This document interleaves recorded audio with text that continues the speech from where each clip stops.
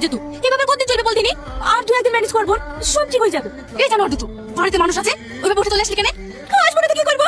আমাদের কি কোনো মান সম্মান নাই মা? এই আকাশ পাশে লেগে তোমার সামনে অপমান করছো। আমি কি দেবো না বলেছি?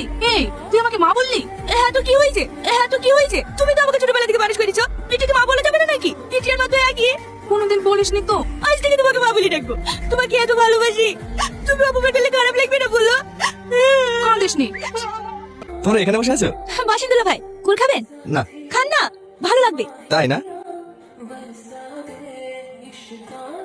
প্রিয়া, তোমার সাথে আমার একটু কথা আছে।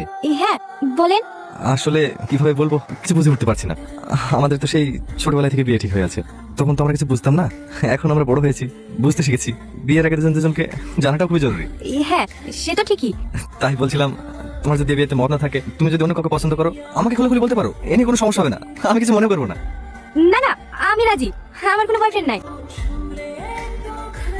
আমাকে পছন্দ তোমার? হ্যাঁ পছন্দ হবে না কেন? আপনি এত সুন্দর দেখতে।